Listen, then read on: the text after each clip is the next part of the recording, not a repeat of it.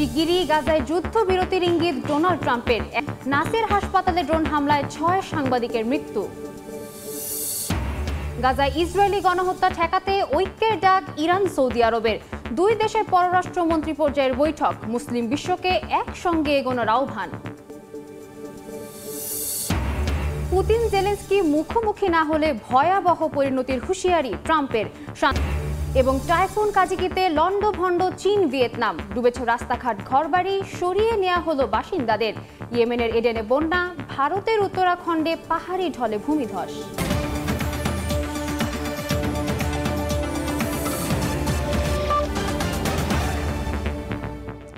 আন্তর্জাতিক সময়ের সঙ্গে আছি আমি সাদিয়া তাসনিম। গাজার খান ইউনিসের নাসের হাসপাতালে ইসরায়েলি ড্রোন হামলায় 6 সাংবাদিক নিহত হয়েছেন।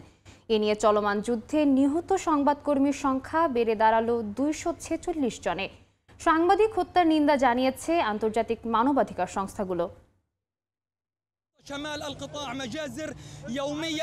2 বছরেরও বেশি সময় ধরে চলা গাজা যুদ্ধের প্রতিটি মুহূর্ত নথিভুক্ত করছেন সাংবাদিকরা। বিদ্যুৎ আর ইন্টারনেটহীন পরিস্থিতিতেও হাসপাতালকে সংবাদ কেন্দ্র বানিয়ে আহতদের অবস্থা, খাদ্য সংকট কিংবা গণকবরের চিত্র তুলে ধরছেন তারা।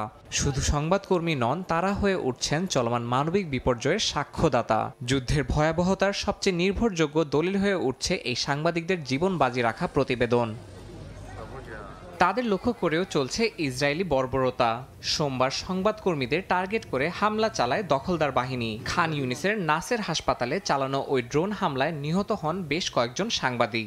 এদের মধ্যে বার্তা সংস্থা রয়টার্সের চিত্র সাংবাদিক হোসাম আল মাসরি, আল জাজিরার চিত্র সাংবাদিক Mohammed Salama, the Independent Arabic ও অ্যাসোসিয়েটেড প্রেসের মারিয়াম আবু দাকা এবং এনবিসি নেটওয়ার্কের সাংবাদিক মুয়াজ আবু তাহা রয়েছেন। প্রতিদিনের মতো এদিনও হাসপাতালের ছাদে অবস্থান করছিলেন সংবাদকর্মীরা, কারণ সেখান থেকেই পাওয়া যাচ্ছিল সীমিত ইন্টারনেট সংযোগ। যুদ্ধাহতদের খবর সংগ্রহ আর সংবাদ প্রচারের প্রয়োজনে এই হাসপাতাল হয়ে উঠেছিল সাংবাদিকদের অস্থায়ী ঘাঁটি। নৃশংস এই হামলার পর গাজায় নিহত সাংবাদিকদের সংখ্যা দাঁড়িয়েছে 244 জনে, যা আধুনিক যে কোনো সংঘাতে সর্বোচ্চ। ঘটনার নিন্দায় সোচ্চার হয়েছে আন্তর্জাতিক মানবাধিকার সংগঠনগুলো। তারা বলছে, সাংবাদিকদের জন্য গাজার মতো ঝুঁকিপূর্ণ পরিস্থিতি পৃথিবীর আর কোথাও নেই। সাংবাদিক হত্যার দায় কেবল ইসরায়েল নয়, তাদের মদতদাতাদেরও বহন করতে হবে বলে জানায় সংস্থাগুলো। একই সঙ্গে মাঠে থাকা সংবাদকর্মীদের সর্বোচ্চ সতর্কতা অবলম্বনের আহ্বান জানিয়েছে আন্তর্জাতিক সাংবাদিক ফেডারেশন। ইয়াসিন মোহাম্মদ জিসান, সময় সংবাদ। গাজায় ইসরায়েলি গণহত্যা ঠেকাতে মুসলিম বিশ্বকে ঐক্যের ডাক দিল ইরান ও সৌদি আরব। জেদ্দায় মুসলিম দেশগুলোর সহযোগিতার সংস্থা ওআইসির সম্মেলনের আগে পার্শ্ব বৈঠকে মিলিত হন দুই দেশের পররাষ্ট্রমন্ত্রী। মুসলিম বিশ্বকে একসঙ্গে এগোনোর আহ্বান জানান তারা। সৌদি আরবের জেদ্দায় ওআইসির জরুরি বৈঠকের আলোচনার ফাঁকে সাক্ষাৎ করেন ইরানের পররাষ্ট্রমন্ত্রী আব্বাস আরাকচি ও সৌদি পররাষ্ট্রমন্ত্রী ফয়সাল বিন ফারহান। এ সময় তারা বলেন, গাজায় ইসরায়েলি গণহত্যা বন্ধে মুসলিম দেশগুলোকে সমন্বিত উদ্যোগ নিতে হবে। গাজায় নিশ্চিত করতে হবে মানবিক সহায়তা। তারা হুঁশিয়ারি দিয়ে বলেছেন, ফিলিস্তিনি ভূখণ্ডের সম্প্রসারণের জন্য ইসরায়েলের বিপজ্জনক প্রকল্প রুখতে মুসলিম বিশ্বের ঐক্য অত্যন্ত জরুরি। এছাড়া ইরান সৌদি সম্পর্কের উন্নয়ন, রাজনৈতিক, অর্থনৈতিক ও আঞ্চলিক সহযোগিতার জোরদার নিয়েও আলোচনা হয়। আসসালামু আলাইকুম ওয়া রাহমাতুল্লাহি ওয়া বারাকাতুহু। কূটনৈতিক মহল বলছে, দুই প্রতিদ্বন্দ্বী শক্তি একসঙ্গে এগোলে পশ্চিম এশিয়ায় নতুন স্থিতি তৈরি হতে পারে, যা সংলাপ, পারস্পরিক শ্রদ্ধা ও অনধিকার হস্তক্ষেপ না করার নীতির ওপর দাঁড়িয়ে থাকবে। 2023 সালের অক্টোবর থেকে গাজায় ইসরায়েলি আগ্রাসনে এখন পর্যন্ত নিহত হয়েছেন 62,000 ফিলিস্তিনি, যাদের বেশিরভাগই নারী ও শিশু। নতুন করে গাজা সিটিতে দখল অভিযান শুরুর পর মানবিক বিপর্যয় আরও ঘনীভূত হওয়ার আশঙ্কা দেখা দিয়েছে। অর্চিতা শাহজিন, সময় সংবাদ। ইউক্রেনের চলমান শান্তি আলোচনা প্রক্রিয়ার মধ্যেই নতুন একটি গ্রাম দখলের দাবি করল রাশিয়া। পুতিন ও জেলেনস্কি মুখোমুখি না বসলে পরিণতি ভয়াবহ হতে পারে বলে হুঁশিয়ারি দিয়েছেন মার্কিন প্রেসিডেন্ট ডোনাল্ড ট্রাম্প। যদিও রাশিয়ার সাম্প্রতিক শান্তির প্রস্তাব গ্রহণযোগ্য নয় বলে সাফ জানিয়েছেন ইউক্রেনের প্রেসিডেন্ট ভলোদিমির জেলেনস্কি। এর আগে 300 সামরিক বেসামরিক বন্দী বিনিময় করে মস্কো কিয়েভ। মার্কিন মধ্যস্থতায় রাশিয়া ইউক্রেনের শান্তি আলোচনা প্রক্রিয়ার মধ্যেই হামলা চালিয়ে যাচ্ছে মস্কো। রাশিয়ার প্রতিরক্ষা মন্ত্রণালয় জানিয়েছেন তারা ইউক্রেনের দিনপ্রোপেট্রোভস্ক অঞ্চলের জাপোরিজকে গ্রামটি দখল করেছে। প্রকাশিত ভিডিওতে রুশ সেনাদের পতাকা হাতে দাঁড়িয়ে থাকতে দেখা যায়। এর মধ্যেই পুতিন ও জেলেনস্কি দ্রুত আলোচনায় না বসলে পরিণতি ভোগ করতে হবে বলে হুঁশিয়ারি দিয়েছেন মার্কিন প্রেসিডেন্ট ডোনাল্ড ট্রাম্প। তিনি বলেন, দুই নেতার ব্যক্তিগত বিরোধ শান্তি প্রচেষ্টাকে আরও জটিল করছে।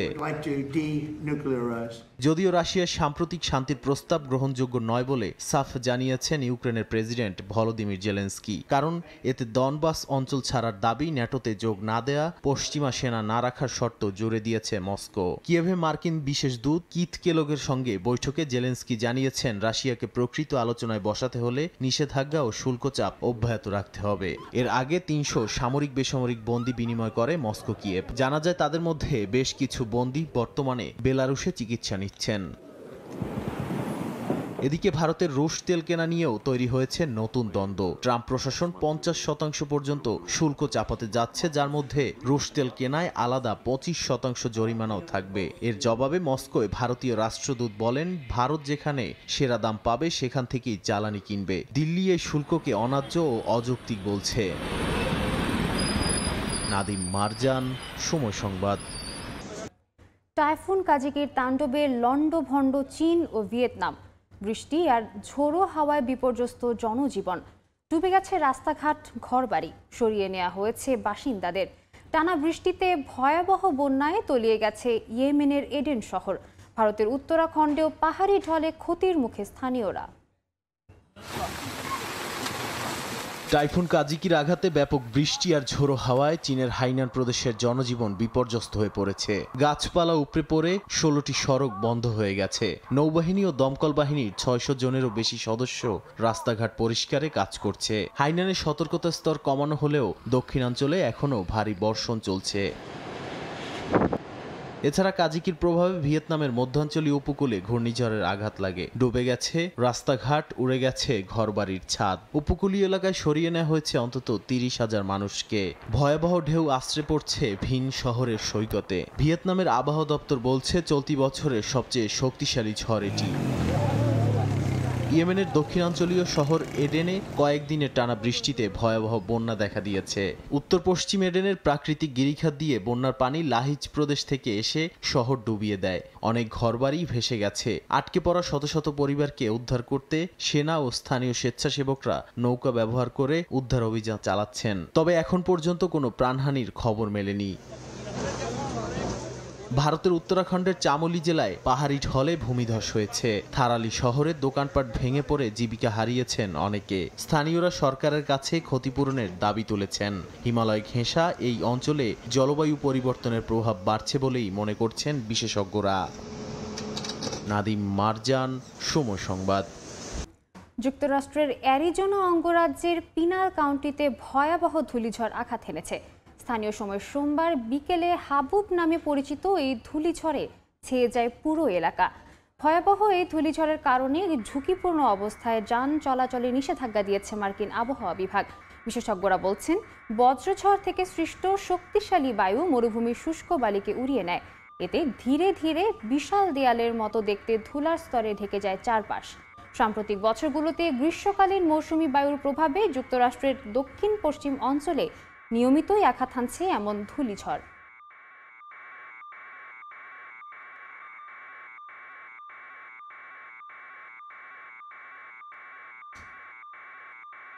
চীন ভারত ঘনিষ্ঠতা যুক্তরাষ্ট্রের সঙ্গে বৈরিতার উপর নির্ভর করবে না বলে দাবি করেছেন ভারতের পররাষ্ট্রমন্ত্রী এস জয়শঙ্কর। নয়াদিল্লি বেইজিং সম্পর্ক ভিন্নভাবে বিকশিত হচ্ছে বলে মন্তব্য করেন তিনি। অন্যদিকে রাশিয়ার তেল বাণিজ্যে আঘাত করতেই ভারতের উপর অতিরিক্ত শুল্ক বসানো হয়েছে বলে দাবি করেছেন মার্কিন vice president JD Vance. Ukraine যুদ্ধ বন্ধে পুতিন জেলেনস্কির সঙ্গে মার্কিন প্রেসিডেন্টের আলাদা বৈঠকের পর বিশ্লেষকরা জানান, রাশিয়ার প্রতি যুক্তরাষ্ট্রের আনুগত্য বেশি, তবে ভারতের সঙ্গে বাণিজ্যের ক্ষেত্রে ভিন্ন অবস্থান নেয় যুক্তরাষ্ট্র। মস্কো থেকে জ্বালানি তেল কেনার দায়ে নয়াদিল্লির পণ্যের ওপর অতিরিক্ত 50% শুল্ক আরোপ করে ওয়াশিংটন। আগামী বুধবার থেকে এই শুল্ক কার্যকর হবে। মার্কিন মিডিয়ার কিছু বিশ্লেষণে জানানো হয় যুক্তরাষ্ট্রের সঙ্গে বৈরী সম্পর্কের মধ্যে চীনের সাথে দূরত্ব কমছে ভারতের। এমনকি মার্কিন রাজনীতিবিদ নিকি হ্যালি সতর্ক করে বলেন, বেইজিংয়ের উত্থানের সময় নয়াদিল্লিকে দূরে সরানো কৌশলগত ভুল হবে। ইকোনমিক টাইমস ওয়ার্ল্ড লিডার্স ফোরামে এক বক্তব্যে ভারতের পররাষ্ট্রমন্ত্রী এস জয়শঙ্কর ট্রাম্পের শুল্ক আরোপের ঘটনাকে কেন্দ্র করে নয়াদিল্লি বেইজিং ঘনিষ্ঠতার বিশ্লেষণকে ভুল হিসেবে আখ্যা দিয়েছেন। জয়শঙ্কর স্পষ্ট জানিয়ে দেন, ভারত চীন সম্পর্ককে যুক্তরাষ্ট্রের সঙ্গে টানাপোড়েনের আলোকে দেখা যাবে না। দিল্লি বেইজিং সম্পর্ক আলাদা প্রেক্ষাপটে বিকশিত হচ্ছে বলে মন্তব্য করেন তিনি। রোববার এনবিসি নিউজকে দেয়া সাক্ষাৎকারে মার্কিন ভাইস প্রেসিডেন্ট জেডি ভ্যান্স জানান, ভারতের ওপর আরোপ করা সেকেন্ডারি ট্যারিফ ট্রাম্পের কৌশলের অংশ। এতে তেল বাণিজ্য থেকে মস্কোর ধনী হওয়া কঠিন হবে বলে মন্তব্য করেন তিনি। অন্যদিকে মস্কোয় ভারতের রাষ্ট্রদূত বিনয় কুমার সাফ জানিয়ে দিয়েছেন, ভারত যেখানে সবচেয়ে ভালো দামে জ্বালানি পাবে সেখান থেকেই কিনবে। যুক্তরাষ্ট্রের শুল্ক সিদ্ধান্তকে তিনি অন্যায্য, অযৌক্তিক এবং অগ্রহণযোগ্য হিসেবে আখ্যা দিয়েছেন। তবে দুই দেশের সম্পর্ক মেরামতের চেষ্টা চলছে অন্য খাতে। ওয়াশিংটনে মার্কারি পাবলিক অ্যাফেয়ার্স নামের নতুন লবিং সংস্থা নিয়োগ দিয়েছে ভারতীয় দূতাবাস। 3 মাসের জন্য এ ফার্মকে মাসে $৭৫,০০০ দেওয়া হবে। এর আগে একাধিক প্রতিষ্ঠানকে ভাড়া করেছে নয়াদিল্লি। মোট খরচ এখন দাঁড়িয়েছে মাসে প্রায় $2.5 লাখ। সাদিয়া তাসনিম, সময় সংবাদ। ডেমোক্র্যাট নিয়ন্ত্রিত বাল্টিমোর শহরে সেনা মোতায়েনের হুঁশিয়ারি দিয়েছেন ডোনাল্ড ট্রাম্প। অপরাধ নিরসনে বিভিন্ন শহরে কেন্দ্রীয় বাহিনী মোতায়েনের সিদ্ধান্ত নেওয়া হচ্ছে বলে দাবি করেন তিনি। যদিও সন্ত্রাস দমনে নয়, বরং অভিবাসীদের দূর করতেই মার্কিন প্রেসিডেন্ট এমন পদক্ষেপ নিচ্ছেন বলে এক প্রতিবেদনে দাবি করেছে সিএনএন। মার্কিন অর্থনীতিকে আগের অবস্থানে ফিরিয়ে আনতে একের পর এক পদক্ষেপ নিয়ে সমালোচনা ও বিতর্কের জন্ম দিয়েছেন প্রেসিডেন্ট ডোনাল্ড ট্রাম্প। সে রেশ কাটতে না কাটতেই দেশকে সন্ত্রাস মুক্ত করার দৌড়ে নেমেছেন তিনি। উদ্দেশ্য চরিতার্থ করতে সেনা মোতায়েন করছেন রাজধানী ওয়াশিংটন ডিসি সহ বিভিন্ন শহরে। প্রেসিডেন্টের দাবি, যুক্তরাষ্ট্রের বেশ কিছু শহরে অপরাধ নিয়ন্ত্রণের বাইরে চলে গেছে। এ পরিস্থিতিতে জনগণের নিরাপত্তা নিশ্চিতে শহরগুলোতে সামরিক বাহিনীর অবস্থান প্রয়োজন। ওয়াশিংটন ডিসির পাশাপাশি লস অ্যাঞ্জেলেস ও শিকাগোতেও সেনা মোতায়েনের ঘোষণা দিয়েছেন ট্রাম্প। এর মধ্যেই রাজধানীতে রাস্তায় নামতে দেখা যায় সেনাদের। এরপর নিউ ইয়র্ক, বাল্টিমোর ও ওকল্যান্ডের অলিগলিতেও সশস্ত্র সেনাদের বিচরণ নিশ্চিতের হুঁশিয়ারি দেন তিনি। কাকতালীয়ভাবে, যার প্রতিটিতেই স্থানীয় প্রশাসনিক ক্ষমতায় রয়েছেন ডেমোক্র্যাট নেতারা। ট্রাম্পের এই পদক্ষেপকে ক্ষমতার অপব্যবহার হিসেবে আখ্যা দিচ্ছেন তারা। আইন বিশেষজ্ঞরা বলছেন, স্থানীয় সরকারের আপত্তি সত্ত্বেও এ ধরনের সেনা মোতায়েন সাংবিধানিক সীমা অতিক্রম করতে পারে। এক প্রতিবেদনে সিএনএন জানায়, ট্রাম্প সন্ত্রাস বাড়ার অভিযোগ তুললেও পরিসংখ্যান বলছে শিকাগো এবং ওয়াশিংটন দুই শহরেই এবছর অপরাধের মাত্রা কমে এসেছে। বিশ্লেষকরা বলছেন, স্থানীয় ডেমোক্র্যাট নেতাদের মতামতের বাইরে গিয়ে অভিবাসীদের দূর করতেই এমন পদক্ষেপ নিচ্ছেন ট্রাম্প। সন্ত্রাস দমন শুধুমাত্র অজুহাত বলেই ধারণা তাদের। এই অবস্থায় জনগণের বিপরীতে সেনা মোতায়েনকে স্বৈরাচারী পদক্ষেপ আখ্যা দিয়ে এর বিরোধিতা করছে স্থানীয় প্রশাসন। সাদিয়া তাসনিম, সময় সংবাদ। যুক্তরাষ্ট্রের ফেডারেল রিজার্ভ গভর্নর লিসা কুককে অপসারণের নির্দেশ দিয়েছেন মার্কিন প্রেসিডেন্ট ডোনাল্ড ট্রাম্প। গৃহঋণ জালিয়াতির অভিযোগ ঘিরে এই সিদ্ধান্ত নেওয়া হয়েছে। সোমবার রাতে সামাজিক যোগাযোগ মাধ্যমে ট্রুথ সোশ্যালে প্রকাশিত এক চিঠিতে ট্রাম্প জানান, সংবিধান ও 1913 সালের ফেডারেল রিজার্ভ আইনের অধীনে তিনি কুককে তাৎক্ষণিকভাবে বরখাস্ত করেছেন। মার্কিন ফেডারেল মর্টগেজ নিয়ন্ত্রকের আনা অভিযোগে বলা হয়, কুক হয়তো একাধিক মর্টগেজ চুক্তিতে ভুয়া তথ্য দিয়েছেন। গত সপ্তাহে কুককে পদত্যাগের আলটিমেটাম দিয়েছিলেন ডোনাল্ড ট্রাম্প।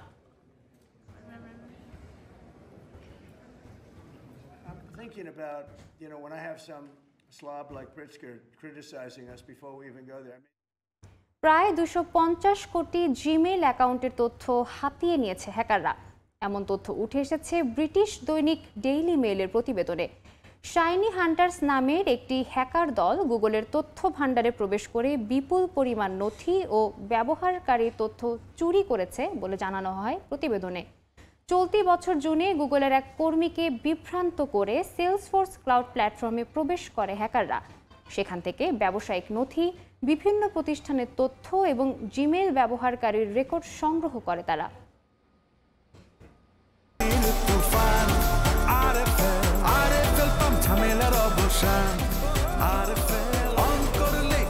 আরএফএল পাম্পে ব্যবহৃত হয়েছে 100% কপার তারের কয়েল ও মসৃণ ব্রাস ইম্পেলার, যা নিশ্চিত করে সর্বোচ্চ পানির flow. RFL water pump, on করলেই পানির তুফান। স্কয়ার নিয়ে এলো চাকা অল ইন ওয়ান। বাংলাদেশে এই প্রথম smart enzyme colour guard formula আর প্রচুর ফেনায় কাপড় হবে দুর্দান্ত পরিষ্কার মাত্র 75 টাকায়। ভার্জিন রেজিনে তৈরি আরএফএল ডোর এর কবজা ও ছিটকিনিতে 304 গ্রেড স্টেনলেস স্টিল ব্যবহার হওয়ায় মরিচা পড়ার কোনো চান্সই নেই। আরএফএল ইউপিভিসি ডোর স্থায়িত্ব ও সৌন্দর্যের প্রতীক। উজ্জ্বলতার উপহার মাত্র 50 টাকায়। গ্লো অ্যালাভলি সিরাম ক্রিম এর মাল্টিভিটামিন সিরাম ত্বকের 3 স্তর গভীরে যায় আর দেয় এইচডি উজ্জ্বলতা। গ্লো অ্যালাভলি সিরাম ক্রিম মাত্র 50 টাকা। এই আইসল্যান্ডে কোথাও লুকিয়ে আছে প্রাণ আইস ললি।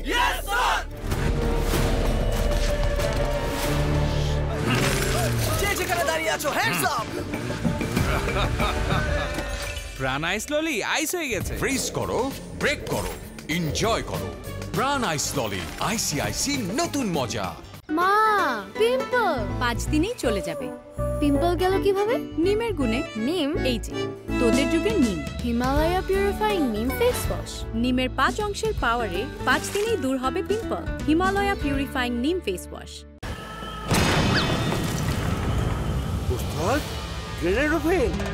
সবাই এমনি আরএফএল উডি ডোর লাগালে আমরা কি করু? গোলার গাছ কাটুন। কাঠ ও পিভিসি ম্যাটেরিয়ালের সংমিশ্রণে তৈরি আরএফএল উডিটোর বাঁকা হয় না, ফাঁকা হয় না, আর ভাঙা এক কথায় অসম্ভব। আরএফএল উডিটোর, কাঠের চেয়ে কঠোর। হারপিকের চেয়ে ভালো কে আছে? হারপিকের চেয়ে ভালো নতুন বেস্ট এভার হারপিক। এর নতুন ফর্মুলা মাত্র 5 মিনিটে করে 10 গুণ বেশি পরিষ্কার, তাও আবার নতুন সৌরভে। নতুন বেস্ট এভার হারপিক আর চাই করেন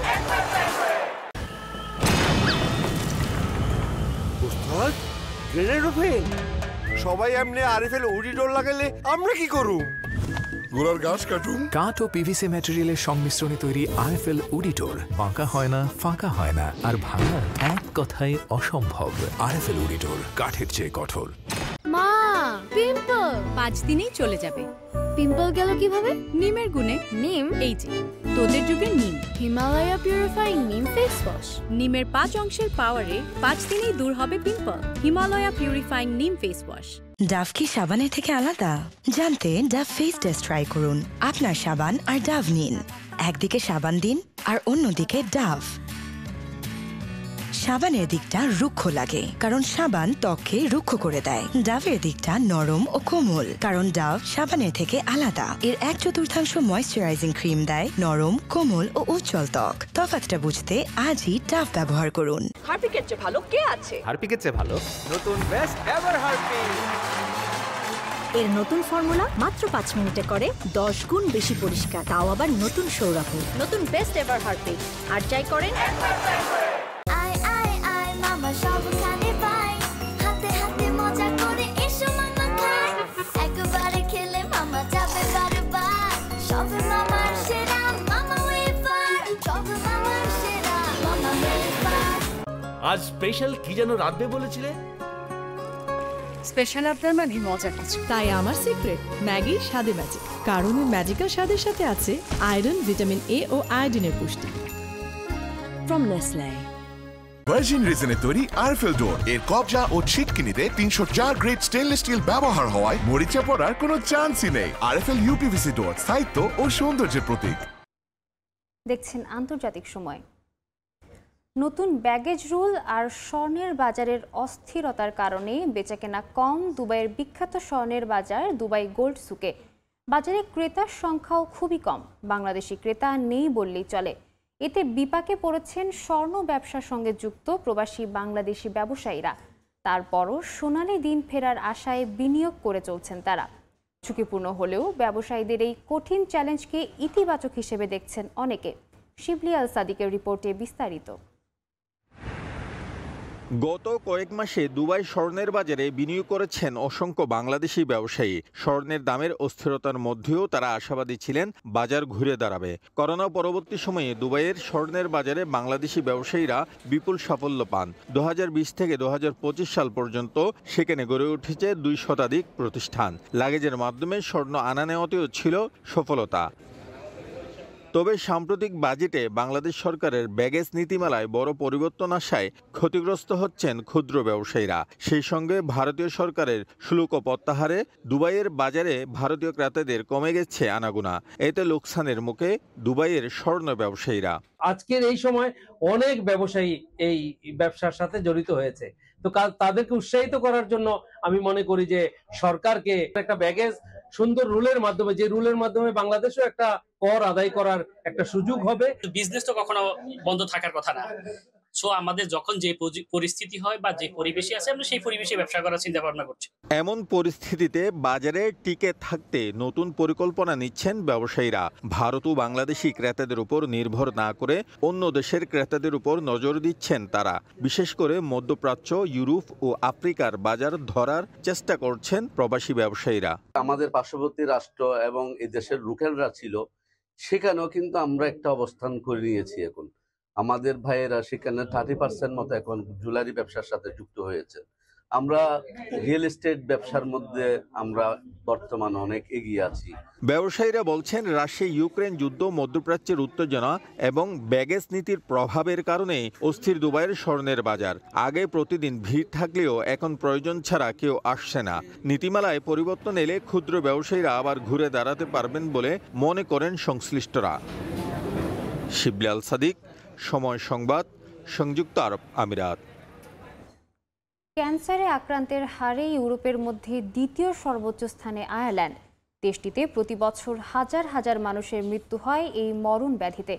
এই যখন অবস্থা, তখন দেশটির লিমেরিক কাউন্টিতে ক্যান্সার প্রতিরোধ ও গণস্বাস্থ্য সচেতনতামূলক এক সেমিনারের আয়োজন করে all Bangladeshi association of Ireland. Syed জুয়েলের রিপোর্টে বিস্তারিত। এইটার আপনার একটা ডাক্তারি ব্যাখ্যাও আছে। ক্যান্সারে আক্রান্ত হয়ে প্রতি বছর প্রায় 10,000 মানুষের মৃত্যু হয় আয়ারল্যান্ডে। আর শনাক্তের দিক থেকে ইউরোপের দ্বিতীয় সর্বোচ্চ দেশ এটি।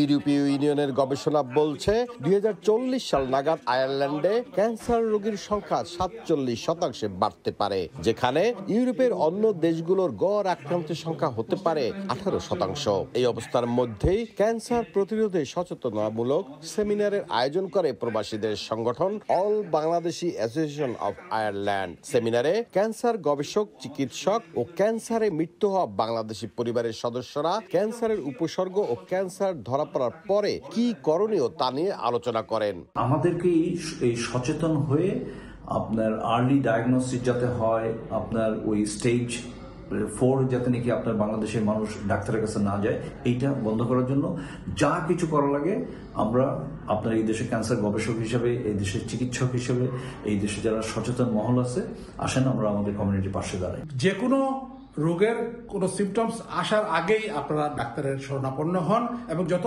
আগে আপনার রোগ নির্ণয় হবে তত দ্রুত আপনার চিকিৎসা সম্ভব। এবং all Bangladesh association of Ireland সর্বত্র বদ্ধপরিকর এই সচেতনতা প্রতিটি কাউন্টিতে যাতে বৃদ্ধি করার লক্ষ্যে আমরা আগামী দিনে আমাদের যে কনসালটেন্ট, যে বিশেষজ্ঞ আছেন, ক্যান্সার বিশেষজ্ঞ, তাদের মাধ্যমে এই সচেতনতা বৃদ্ধির লক্ষ্যে আমরা কাজ করে যাব এই প্রত্যাশা করছি। সদ্য ক্যান্সার থেকে মুক্তি পাওয়া বাংলাদেশীও নিজেদের বাস্তব অভিজ্ঞতা তুলে ধরেন আলোচনায়। যারা প্রোস্টেটের বিশেষজ্ঞ, সেই স্যারদের, সেই ডাক্তারদের কথা অনুযায়ী এবং নিয়ম অনুযায়ী আমি চলছি এবং আমার সার্জারির পরে আমার পুরোটাই আমার ক্যান্সার নিরাময় হয়েছে। এখন আমি জিরো ক্যান্সার আছি। দেশটিতে গেল 1 মাসে 3 জন প্রবাসী বাংলাদেশি ক্যান্সারে মারা যান। আইরিশ ক্যান্সার সোসাইটি জানিয়েছে, এখনই জরুরি পদক্ষেপ না নিলে ব্যক্তি ও রাষ্ট্র আগামী বছরগুলোতে ক্যান্সারের বোঝার মুখোমুখি হবে। সৈয়দ জুয়েল, সময় সংবাদ, আয়ারল্যান্ড। সিরিয়ার নতুন নকশা করা ব্যাংকনোট রাশিয়া থেকে ছাপানো হবে। রুশ গজনার প্রতিষ্ঠানের সঙ্গে চুক্তি করেছে দামেস্ক। বার্তা সংস্থা রয়টার্সের এক প্রতিবেদনে বলা হয়, সিরীয় পাউন্ডে পরিবর্তন আনার সিদ্ধান্ত নিয়েছে দামেস্ক। পাশাপাশি লেনদেন সহজ করতে ও মুদ্রার ওপর আস্থা ফেরাতে মুদ্রা থেকে 2টি শূন্যও বাদ দেওয়া হবে। সিরিয়ার পাউন্ডের মান 2011 সাল থেকে 99%-এরও বেশি কমেছে। মুদ্রার মানে ধস নামায় দেশটিতে লেনদেন ও অর্থ স্থানান্তরে বড় ধরনের সমস্যা দেখা দিয়েছে। এ পরিস্থিতিতে সিরিয়ার কেন্দ্রীয় ব্যাংকের গভর্নর নতুন ব্যাংকনোট ছাপানোর পরিকল্পনা ঘোষণা করেন। এর জন্য রাশিয়ার রাষ্ট্রায়ত্ত প্রতিষ্ঠান গজনাকের সঙ্গে চুক্তি করেছে দামেস্ক। এখন নতুন মোড়কে। দেখছেন আন্তর্জাতিক সময়। রাশিয়ার মস্কো চিড়িয়াখানায় পালিত হলো পান্ডা শাবক কাটিউশার দ্বিতীয় জন্মদিন। ছিল পছন্দের খাবার বাঁশ দিয়ে বিশেষ কেক। তাকে দেখতে ভিড় করেন বহু দর্শনার্থী। জন্মদিনের আয়োজনে ছিল চীনা ঐতিহ্যবাহী ড্রাগন নৃত্যও। রাশিয়ার মস্কো চিড়িয়াখানার সবচেয়ে জনপ্রিয় বাসিন্দা এখন পান্ডা শাবক কাটিউশা। রাশিয়ায় জন্ম নেয়া এই প্রথম জায়ান্ট পান্ডা শাবক রোববার উদযাপন করেছে তার দ্বিতীয় জন্মদিন। চিড়িয়াখানার আয়োজনে রাখা হয় কাটিউশার জন্য বিশেষ জন্মদিনের কেক, যা ফল ও বাঁশ দিয়ে তৈরি। কাটিউশাকে দেখতে ভিড় করেন শত শত দর্শনার্থী। হাতের মোবাইল আর ক্যামেরায় ধারণ করেন পান্ডা শাবকের কার্যকলাপের মুহূর্তগুলো। তার ওজন এরই মধ্যে ৭৮ কেজি। সে বেশ আগ্রহ নিয়ে বাঁশ খায় এবং তার উজ্জ্বল ও সাহসী চরিত্রও প্রকাশ করে। বিভিন্ন প্রশিক্ষণেও সে সফলতা দেখাচ্ছে। কাটিউশা কেবল রুশ চীন বন্ধুত্বের প্রতীকই নয়, বরং জায়ান্ট পান্ডা নিয়ে বৈজ্ঞানিক গবেষণা কর্মসূচিরও একটি গুরুত্বপূর্ণ অংশ। দর্শনার্থীদের চোখে কাটিউশা শুধু আদুরে প্রাণী নয়, বরং রাশিয়ার চীন বন্ধুত্বের প্রতীকও বটে। জন্মদিনের আয়োজনে ছিল চীনা ঐতিহ্যবাহী ড্রাগন নৃত্য।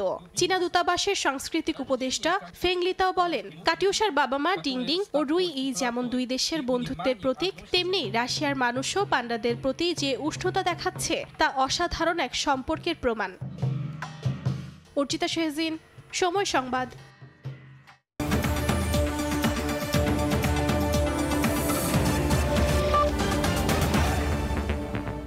এ ছিল আন্তর্জাতিক সময়। সঙ্গে থাকুন সময়ের।